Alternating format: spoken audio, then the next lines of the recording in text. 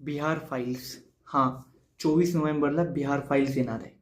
जी काही धांदली झालेली आहे बिहारच्या इलेक्शनामध्ये, ती या टायमाला राहुल गांधी निष्पक्ष होऊन सण आणि तेजस्वी यादवसोबत मिळून सण बिहार फाईल्स लॉन्च करणार आहेत.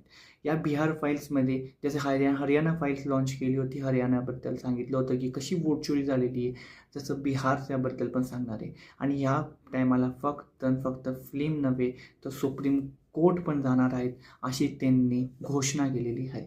आत्ताची लेटेस्ट बातमी अशी आहे की बिहारचा जो काही इलेक्शन झालेले, काही लोकांना वाटत असेल की BJP निवडून आलेली आहे आणि आता ते लोक सत्तेत राहतील. हे सगळं भरम तुटणार आहे आणि सुप्रीम कोर्टपर्यंत त्यांना फोडून घेऊन जाणार आहेत आणि जी काही धांदली झालेली आहे तिला बाहेर काढणार आहेत आणि कुठंतरी परत लोकतंत्र जिवंत ठेवण्याचा प्रयत्न करणार आहेत. तर तमाम सगळ्यांना मी एकच विनंती करतो, महाराष्ट्राची जनतेला सुद्धा आणि देशाची जनतेला सुद्धा, की कुठंही अशी धांदली होत असेल तर तिला थांबवा. कारण की उद्या तुमचं हक्क ते लोक खाऊन जाणार आहेत. कारण की चुकीचा व्यक्ती निवडला तर चुकीच्या गोष्टी घडतात आणि त्यामुळे तरक्की थांबते.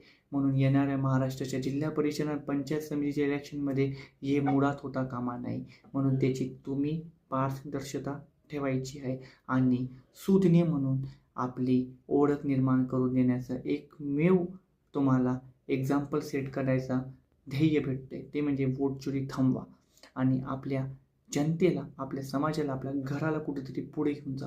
तेव्हाच जाऊन तुम्ही महाराष्ट्राला पुढे घेऊन जाणार, देशाला पुढे घेऊन जाणार. आणि यासोबत मी जातो, sign off. Thank you. Like, share आणि सबस्क्राईब करा. थँक्यू.